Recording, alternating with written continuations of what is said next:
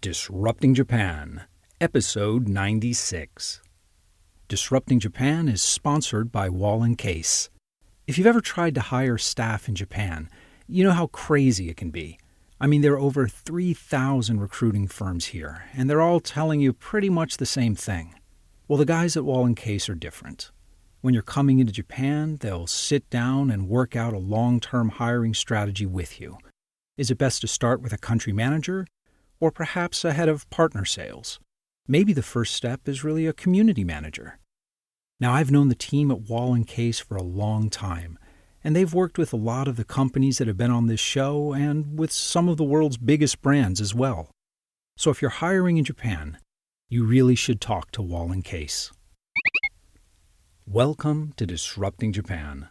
Straight talk from Japan's most successful entrepreneurs. I'm Tim Romero, and thanks for listening. Okay, for all of you fastidious followers and fanatical fans of all things FinTech, I have a fantastic show for you today. We're going to sit down and talk with Toshio Taki, co-founder of MoneyForward, about how the Japanese government is forcing the banking sector to allow startups to innovate. Well, perhaps forcing is too strong a word. Let's just say that Japanese banks are being strongly encouraged to work with startups. Now, Toshio studied under Peter Thiel at Stanford before co-founding MoneyForward, which has become the leading personal finance app in Japan. He's also an advisor to Japan's Financial Services Agency and the head of the FinTech Institute of Japan. After listening to Toshio, you'll understand why the Japanese banking regulators are far less conservative than you might imagine them to be, and why the Japanese financial sector is about to become a whole lot more competitive than what exists in Europe or North America. Of course, this being Japan, risks must be understood and managed, and Toshio walks us through the Japanese government's blueprint for fostering financial innovation while still maintaining the integrity and stability of the industry as a whole. This episode is required listening for anyone who wants to understand the future of FinTech in Japan. And you know, Toshio explains that much better than I can. So let's hear from our sponsor and get right to the interview. Your journey to success in Japan will involve some twists and turns. In trying to navigate new terrain, planning the safest, most effective way through on your own can be overwhelming. The Carter Group have been using market intelligence and research to guide Japan entrants for decades. They've honed an agile, cost-effective, but consultative approach that will help you find the perfect product-market fit, explore user and consumer dynamics, and act as an honest broker to let you know the reputation and track record of potential partners here in Japan. And when you're ready to go, their executive search team can also help you hire the right people to drive your business forward. So if you haven't got Japan completely figured out yet, the Carter Group can help you out. So I'm sitting here with Toshio Taki, the co-founder of MoneyForward and head of the FinTech Association of Japan. Thanks for meeting today, and I'm very excited for this podcast. Well, I'm glad to have you here, because I think FinTech in Japan right now and MoneyForward it's a pretty amazing space to be in. So before we get started on the overall market, let's explain what MoneyForward is. So I know it's online financial management software that you sell to individuals and small business, but tell us more about what it actually does. In brief, MoneyForward operates two types of businesses. One for the B2C, where probably the most familiar name will be mint.com. So we automatically gather information from every single bank in Japan by having people put in their credentials about their internet banking account, and then make themselves a very simplified P&L statement for their individual lives. So we deliver that for 5 million users in Japan, which makes us like the largest personal financial management tool in Japan. So that's half of our business. The other half goes to the B2B market, where it's very much, again, like another name called QuickBooks that goes to the US market. So we operate a cloud-based accounting SaaS service targeted towards the SMEs. Around 500,000 businesses have an account in our platform. And they employ either their accounting software or maybe their invoicing package. And so we provide all sorts of these back office automation tools for the very small businesses. Okay. What's the basic revenue model? Is it like a freemium? Is it application upgrades? Is it consulting? Yeah, so for the B2C part, it's the good old freemium model. Right. But it turned out to be a little of an exception in Japan, where Japanese people do pay for monthly subscription model. They pay around $5 a month for the premium service. And a fraction of our 5 million users use this premium model. What percentage of your users are free versus the paid plan? Yeah, we don't actually disclose the numbers, but we always target like from 5 to 10% people to join our premium economy. And what's the biggest difference between the free plan and the premium plan? The largest two would be, one is that you can connect more than 10 financial institutions. In Japan, a typical user has like 4 or 5 bank accounts and 3 or 4 credit cards. And this comes from a very unique Japanese market environment where we don't have this kind of account maintenance fee where even if you have very limited balance in your bank account, you don't get charged. The same thing goes to the credit cards. And in Japan, it's fairly easy to create a new credit card. Why would a typical household open multiple bank accounts? In many cases, just having you move around during your life, like you change your locations or you enter the university, you go to your first workplace or... Okay, so it just people accumulate accounts over time. Yeah. Okay. Yeah. And on the business side, is that also a freemium model? For the business side, it's much more like a SaaS model where we do provide like a trial mode, but you can only use that for trials. So we have like a $10 a month plan for the proprietors, and we have like up to like $40 or $50 a month model for the more larger companies. And also, if you want to automate payroll practices or other invoicing and reconciliation practices, then we have a little bit more higher end models. We do like this add-on features to have this multiple revenue models. Okay, I mean, $50 a month for corporate accounting sounds incredibly cheap.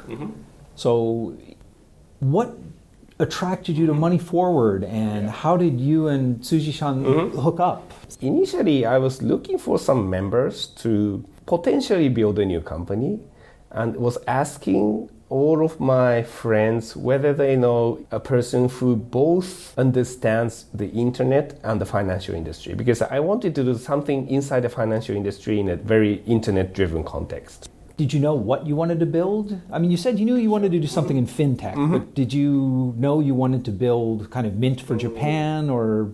Initially, I was thinking about doing a Mint-like service in Japan, but it's always the issue that when you try to just import a service into Japan, it doesn't tend to work very well, because different countries are different. And that's very, very evident in the world of B2C industry. Actually, let's dig into this, because I think this is a really interesting place. It would seem that like managing money, other than specific integrations with banks and things, it's pretty much a universal activity. So what about the Japanese market is unique and made it unsuitable for products like Mint? Mint's model relies on two very basic facts. Is that the American people take care about their credit scores. And they do not want to miss out on their billings. That was the reason why Mint was able to deliver the service for free for a long time. Instead of taking money directly from their consumers, they made this lead generation model so that credit card issuers will pay instead of their users. Okay. So that demand is not as evident in Japan. Well, Japan doesn't have the US equivalent of a credit score. Yeah, it's very frank to say that Japanese people do repay their money. Statistically, it is very evident. That's one point where credit card industry is very, very different in Japan. And also at the same time, because they fear about this sense of stigma that goes with debt, people really don't use that much of credit card. Okay, right. Well, actually, until very recently, like a revolving line of credit was not legal in Japan for credit cards to offer, right? By law, they had to pay off at the end of every month. Yes. So a lot of the people think that credit card is just like one kind of a post-paid mechanism where they pay the entire amount next month. So in the US, the main driver of user adoption was consumers worried about their credit scores and credit balances.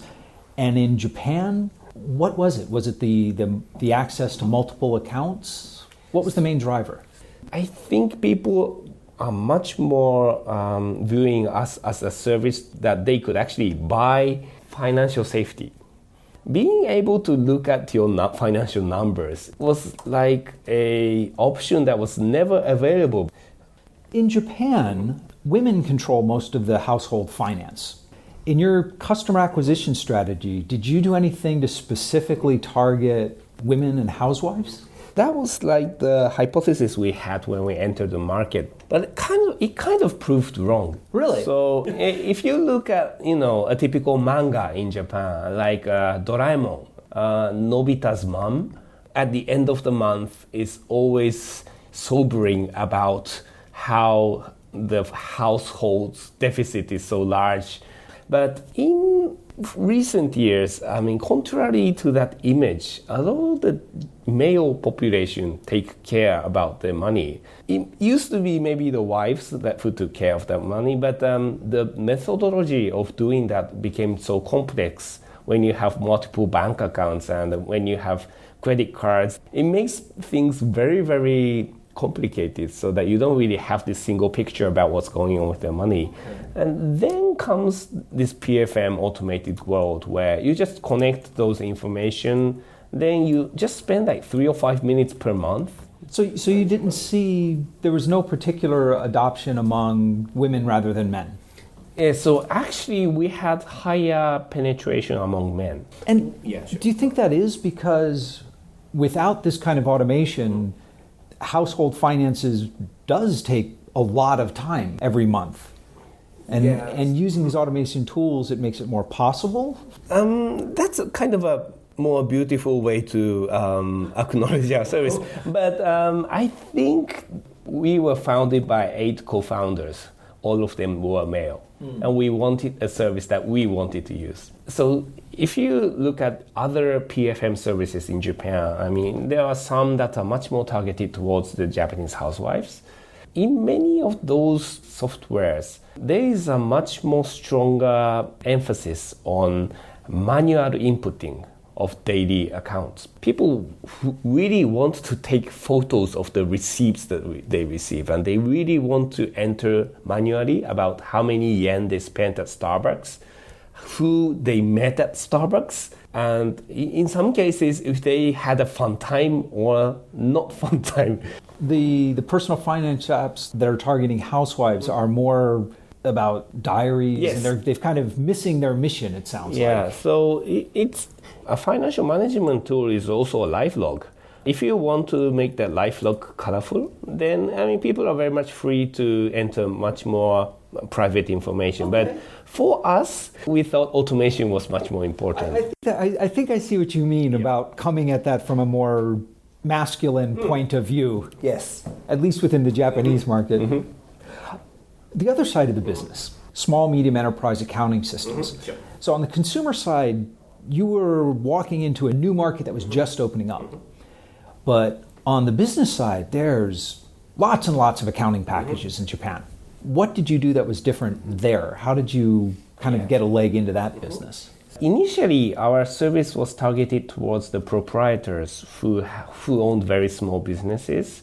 In Japan, there's a tax filing season between February and March. We received some phone calls who are mainly users claiming that they could not file their taxes on a PFM service. There was a lack of cloud-based simple accounting software. Every single type of accounting software run on Windows. Right. So some of the businesses running small restaurants were putting their daily numbers inside our PFM app.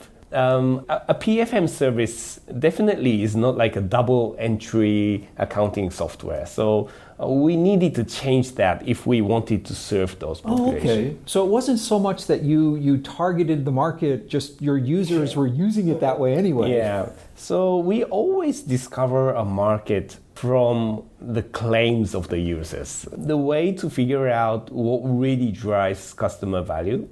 But when you have like 2.5 million corporations in Japan and 4 to 5 million proprietors in Japan, there's a lot of different segments in there.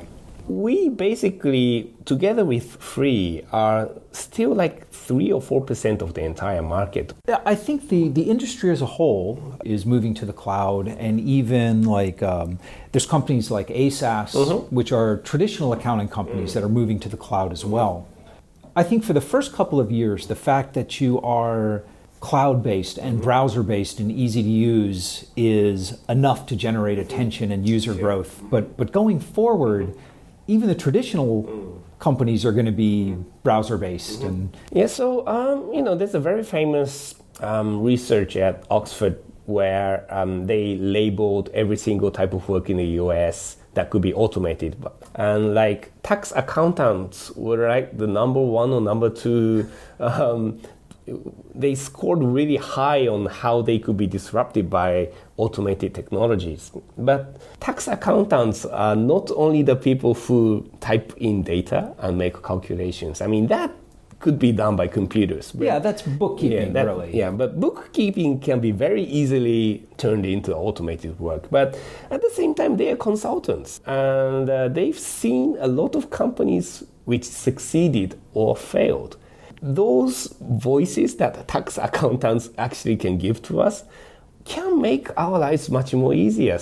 Okay. So all of these tax accountants look at MoneyForward and they see a way to outsource the low-value bookkeeping to the client, but then they can still charge for the high-value consulting and advice. Yes. So a lot of times are spent in many businesses doing things that aren't that core. So we want more accountants to face the executives and not face the numbers. I mean, to build some constructive dialogue based on those numbers. Okay. On your website, I saw that you have partnerships with over 1,400 financial institutions in Japan.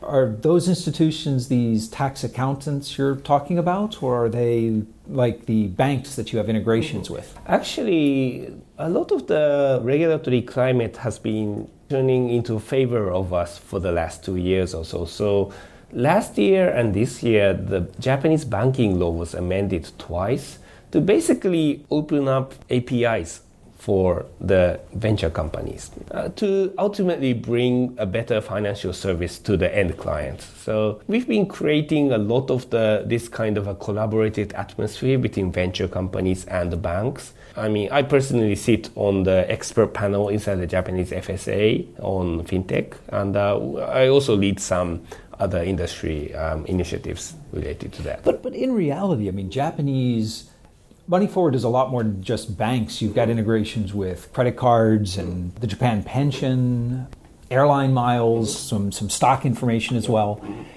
Now, Japanese banks don't have APIs to share.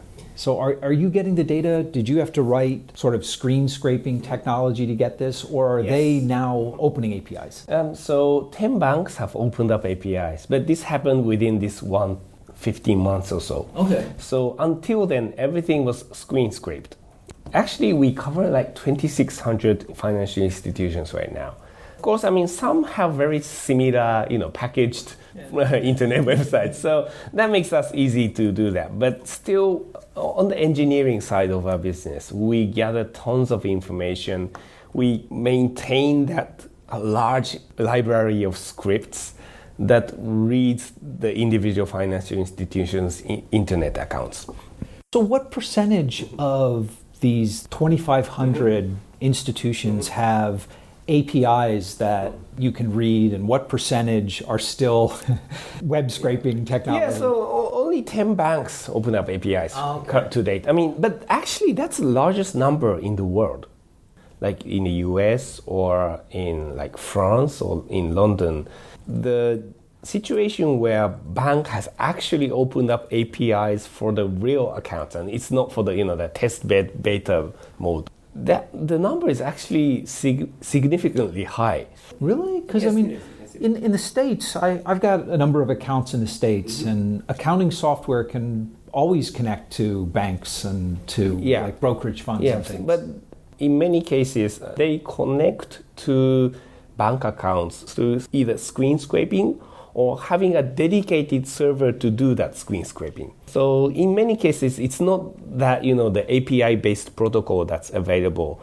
If you try to see where banks have this API window as like an open API project, now that's still a very scarce example. Okay, so Japan's actually leading the way in this respect. This kind of thinking was initially implemented and developed in the Eurozone. So the Eurozone has this pan-European legislation called the PSD2, which is Payment Service Directive 2. And that directive asks payment service institutions to open up APIs. So Japanese government initially learned from this model, but Japanese sometimes copy it much faster than the original part. We have been implementing a very faster type of regulation for the past 1.5 years to do so. You work closely with the FSA, so what is their motivation for opening this up? Is it primarily to encourage startups and innovation? Is it primarily to increase interbank efficiency? Why is it so important? So, to be simple, it's better financial service. The word fintech is a very broad term, Yes. But one of the core themes is better service is delivered by venture companies. If you think about companies in the US like Venmo or PayPal, they usually target only one segment of one particular service, but they deliver this immense level of user satisfaction because they only try to do one thing, while banks need to do good on many aspects. And in the age of smartphones, we don't get satisfied with good service. We really want the best or the cheapest services. So banking it's a world where you have security first. Yeah. And then the second priority is security. And the third is, again, strong infrastructure and then security. So, well, that's fair enough. You don't necessarily want banks to be innovative. In fact, innovative banking is kind of what led to the Lehman shock in the first place. If you turn that to creativity, then, you cannot penetrate like creative accounting in many places. It's not a good thing. So, by definition, banks should not be innovative. But at the same time, you want to be innovative in the service. So you need to divide this service-oriented way of thinking with the way of bank infrastructure. And the best way to coordinate these two parts is to unbundle the two parts and then maybe bring in some very new services that might only have the idea, but a very good idea that attracts very new population, and attach that to the banking infrastructure through the APIs.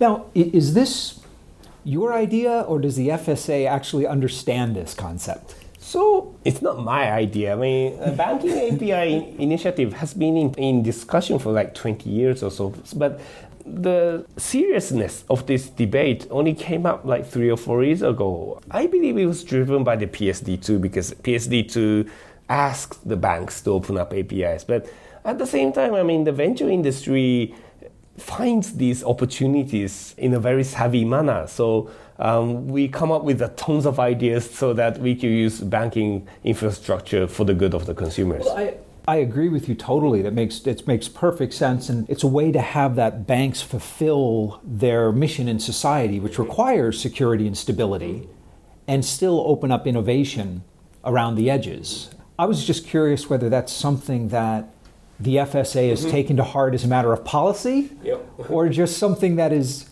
happening as a happy accident. Initially, we thought it was like one trend. I mean, they might forget it in like three months or so, but things turned out to be pretty serious. Well, they moved really fast on it, too. Yes, I mean, Japan is still a country where when government gets serious, they make very fast decisions. I think this is one of the biggest misconceptions about Japan, in that most people think Japan changes very slowly, and it doesn't. Japan changes incredibly quickly. Just sometimes it takes a very long time for people to make a decision. But once it's made, it happens. Yes, so I think the background about this, the speediness of this discussion is that actually the creating room for innovation doesn't cost much when you compare that to like putting taxpayers' money inside banks. Now that's a lot of work, but Japan's done a lot of that, too much of that already. So when you can control at the moderate level of risk to enhance innovation, it's not an issue where the government or banking institutions need to pay like billions of money.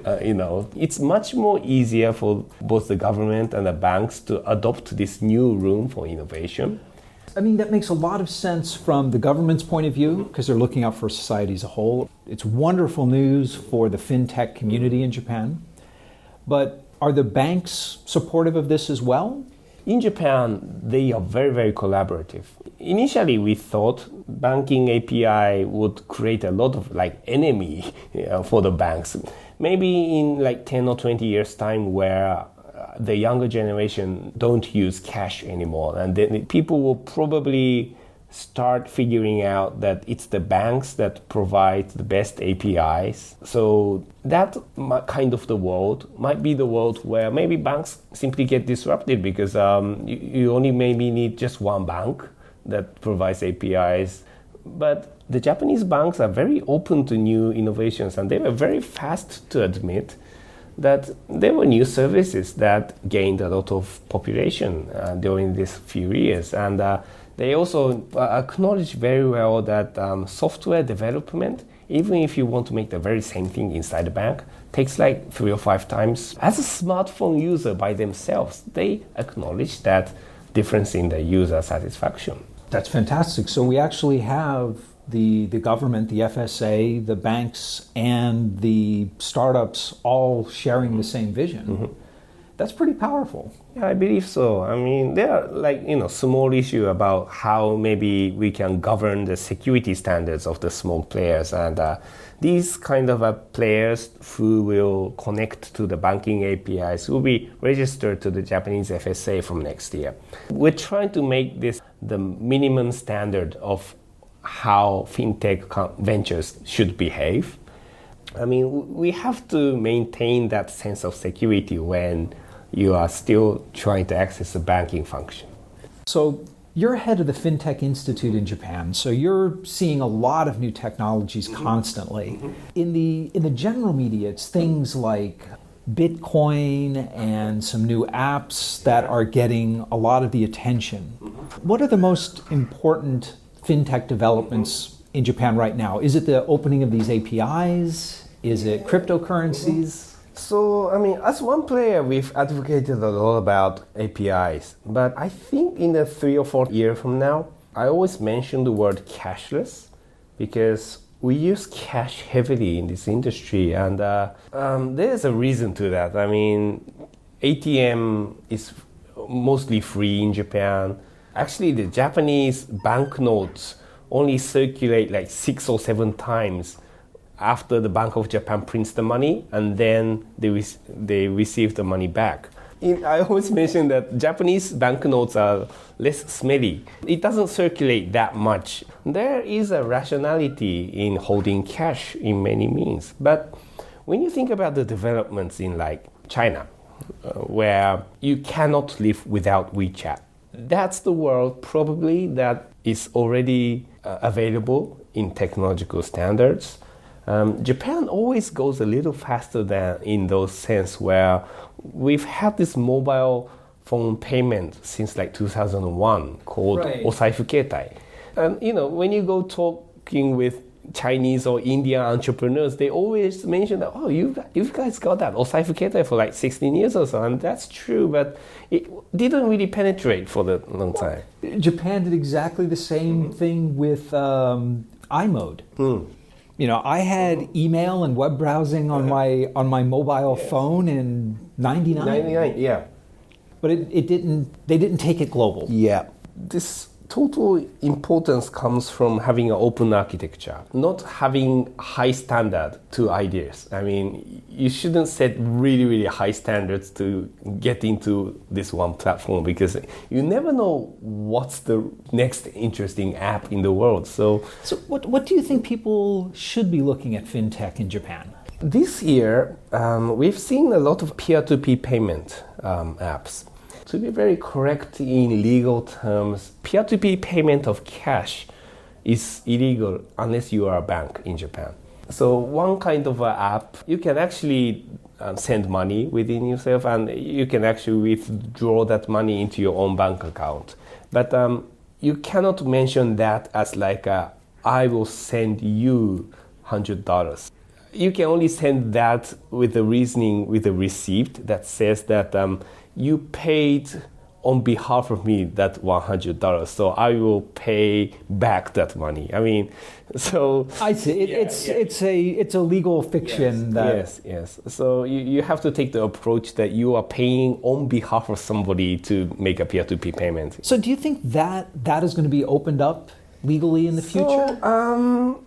In the future, I mean, every regulation will be much more risk-based. So maybe having a regulation that has lower regulatory cost for people who only send like up to $1,000 a year or so. I mean, those services should be regulated much more lighter than opening up a bank account. So, I mean, it comes from all these, anti-money laundering issues and anti-terrorism acts. So I think looking at what's happening in the world, all of these innovations and what happens in payments across the globe, these need to be relaxed. We should see much more value inside how much data could be generated with electronic money.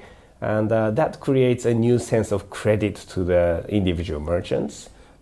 Well, let me ask you kind of a cynical question. Sure. So a lot of my friends in fintech and cryptocurrency are always talking about the disruption of the financial industry, but banking has a very special place in the political economy. They have tremendous power over how laws are written. So do you think that banking itself will ever really be disrupted, or do you think that most of the innovation will be around the edges? I think like in China, you are already witnessing this reverse world where like Alibaba and WeChat are almost governing the citizens' money right now. So, I mean, that might be one issue where if Google opens up a bank or like when Apple opens up a bank, that might really change the landscape in the US. Same might go to Japan where already the communication software line already has a payment function so you can send money for free online. So there is always this gradual shift, and internet is about empowering individuals. What maybe the bank can give in the world without cash is about creating information about trust.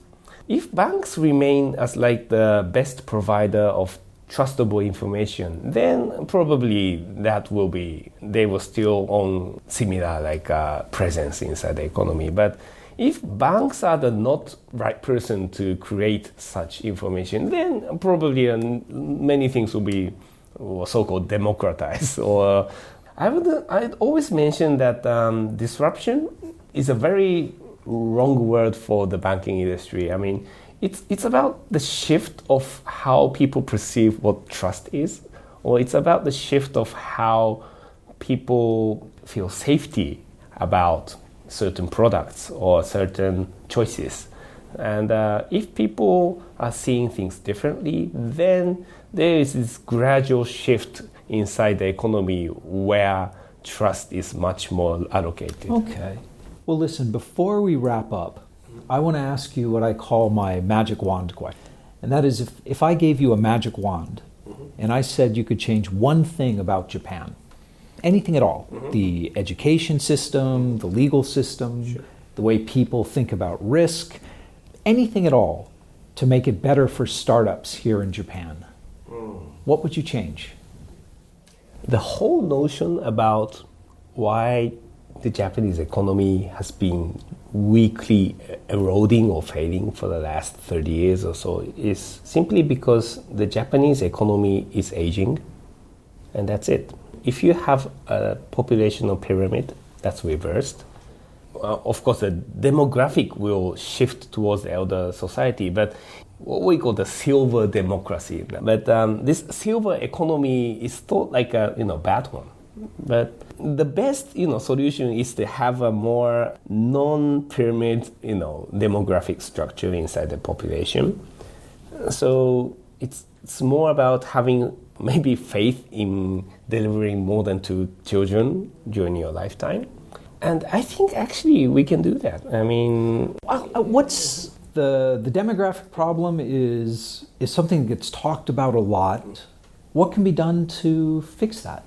To be very honest, it's about transparency about life. When you talk about transparency, you go to the issue of, if you have a transparent media issue, or if you have a transparent accounting issue, but it's not about that. It's more about the ability to look about your life in 30 years time from now. If you can see yourself 30 years older than right now, and you know the consequences of many of the choices you make, then probably people will behave much more differently. And I think it's about transparency about the real future. So you think that if young people have more confidence and more certainty in their future, they're more likely to have families and have kids? Yeah, or maybe if they still might choose not just to have one child or even not get married. But people will not get pessimistic about those choices. Okay. But isn't that kind of the opposite motivation for entrepreneurship? Really? Doesn't it seem that entrepreneurs would thrive in an environment where the future is not certain, and that they don't know what's going to happen, and that there are lots of troubles, whereas maybe the population growth would thrive in an environment, the opposite environment, where things are certain and stable? Yeah, I mean, of course, entrepreneurs do love risk, do love chaos, maybe. But I'm maybe not that typical type. I mean, I believe that, or maybe having a very visible, transparent future from 30 years from now is a chaos for many people. I mean, if you have the choice of eating this hamburger or not, and you deliberately see your fat self or non-fat self, then, that's a pretty chaotic, future vision. And I think making people realize that there are consequences to their choices. I think that's the part of the I see. So it's more of just having a future mindset. Yes. So thinking of how your actions today will affect your life and other people's lives in 5 years, and 20 and 30. I think the same issue comes out everywhere in the world of politics right now. Okay, listen. Toshio, thank you so much for sitting down with me today. No, it was a pleasure to be able to talk today. KotoWork is doing something pretty cool. It's a community of Japanese language students who want to work at Japanese companies with global ambitions. KotoWork also trains them in business culture, Japanese hospitality, and a bit of global marketing. And since it's a real community, KotoWork is always there for both candidates and companies to solve cultural misunderstandings and the hundreds of other little problems that can come up when foreigners work for a Japanese company. Kotowork has a wonderful, long-term, community-based approach to making sure everything runs smoothly, and you should really check them out at kotowork.jp. And we're back. One thing I find particularly interesting about MoneyForward's experience in bringing their product to market was how the composition of the team accidentally gave them a competitive advantage.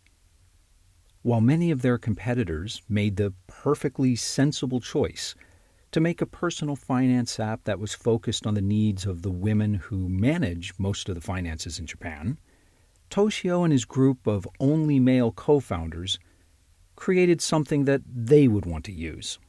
And sure enough, MoneyForward has seen greater adoption by men than by women. However, this also illustrates the motivations behind incremental and disruptive innovation.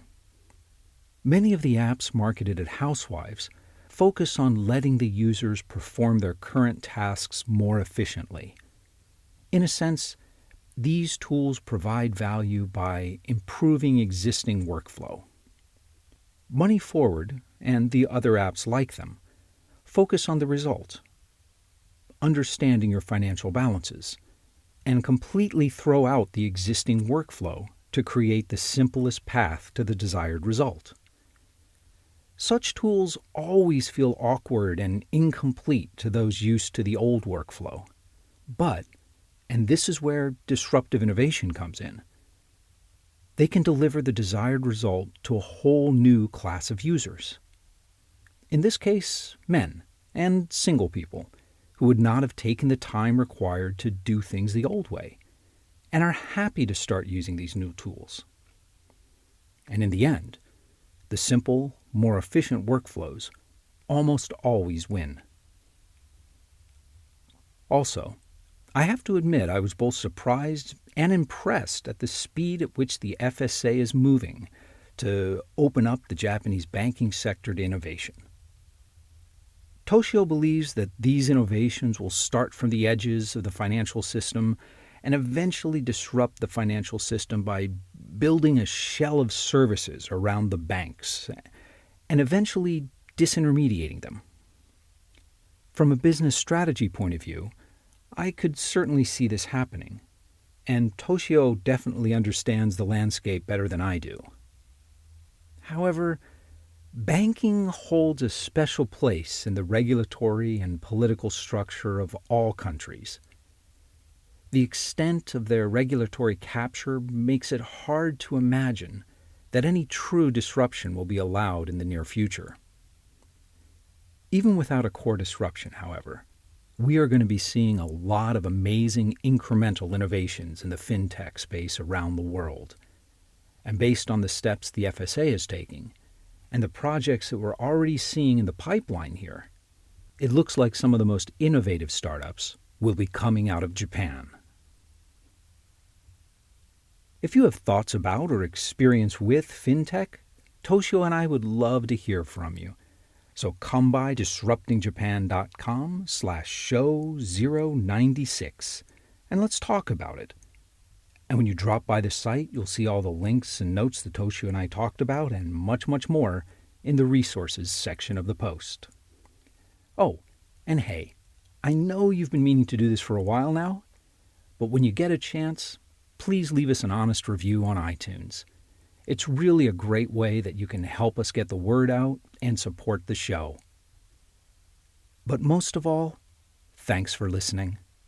And thank you for letting people interested in Japanese startups know about the show. I'm Tim Romero, and thanks for listening to Disrupting Japan.